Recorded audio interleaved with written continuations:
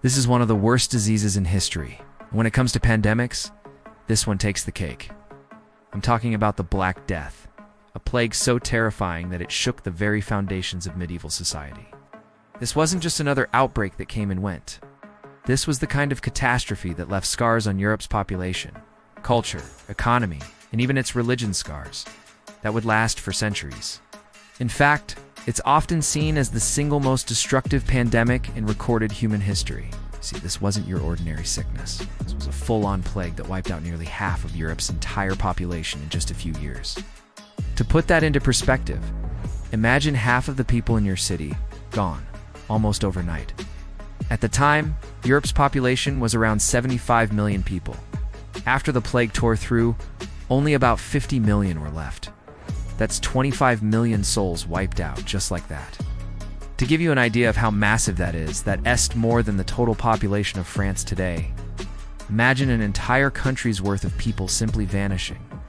That's the scale of devastation we're talking about. So how did this happen? Well, the story begins with rats.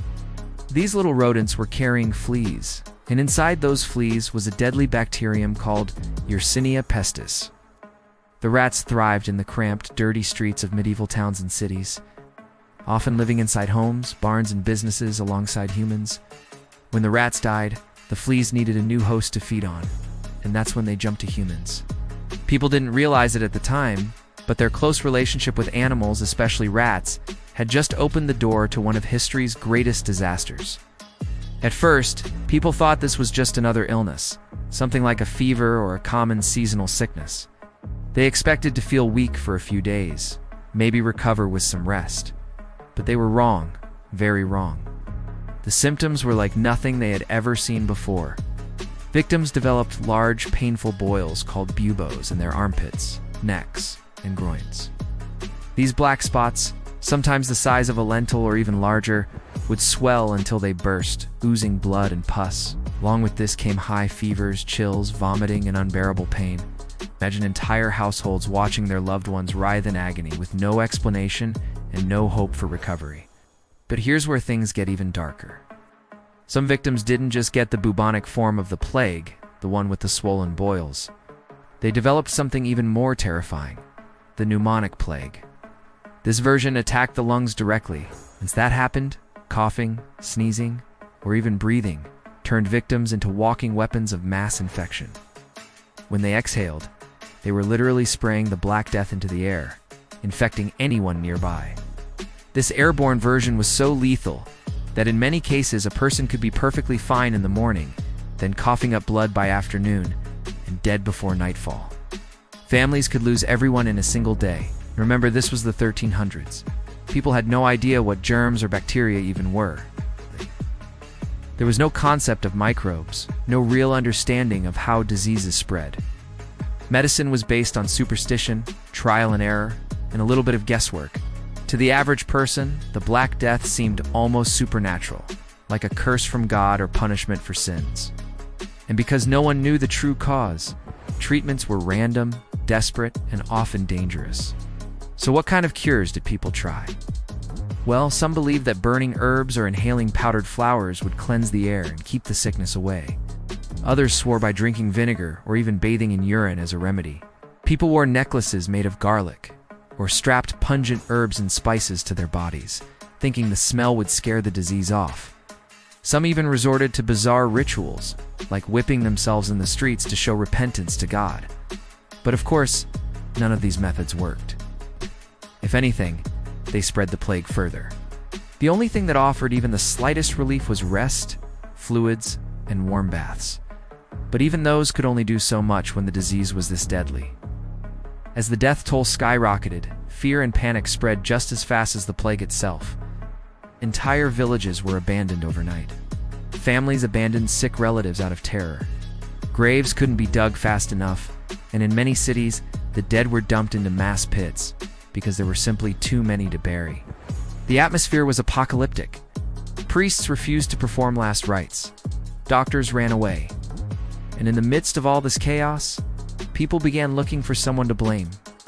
And tragically, they found their scapegoat: the Jews. Anti-Semitism was already deeply rooted in medieval Europe. And when the Black Death struck, many accused Jewish communities of poisoning wells or conspiring to unleash the disease. These baseless accusations led to violent pogroms, massacres, and expulsions of Jewish people. Entire Jewish communities were wiped out by mobs, who thought they were solving the problem.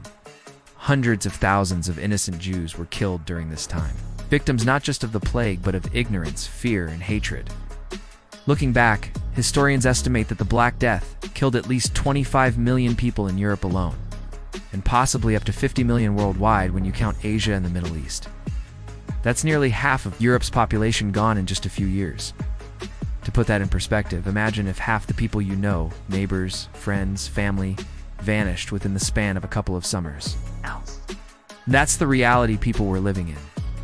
It wasn't until centuries later, in 1855, that scientists finally identified the plague as being caused by a bacterium spread through rats and fleas. By then, the damage was long done. The Black Death had not only killed millions, but had also permanently reshaped Europe. Labor shortages gave surviving peasants more power, religious faith was shaken, and entire social systems were transformed. The medieval world that existed before the plague was not the same world that came after it. So what's the lesson here? Maybe it's that in times of crisis, turning to fear and blame only makes things worse. The real answers come from science, knowledge, and preparation. The Black Death shows us what happens when humanity is caught off guard by disease, but it also reminds us that we've come a long way. Today, we have medicine, vaccines, and a much better understanding of how pandemics work. Still, history warns us not to underestimate nature because even now, diseases can still change the world in an instant. All right, now it's your turn. What's the wildest or craziest thing you've ever heard about the Black Death? Drop your thoughts in the comments below. Don't forget to like this video, subscribe if you want more deep dives into history, and hit that notification bell so you never miss an upload. Till next time, stay safe, stay curious, and remember history has a lot to teach us if we're willing to listen. So what's the lesson here? Well, maybe it's time we stop blaming each other for things that are out of our control. Maybe it's time we rely on science and facts instead of fear and prejudice. After all, it's not like this is the first pandemic the world has ever seen.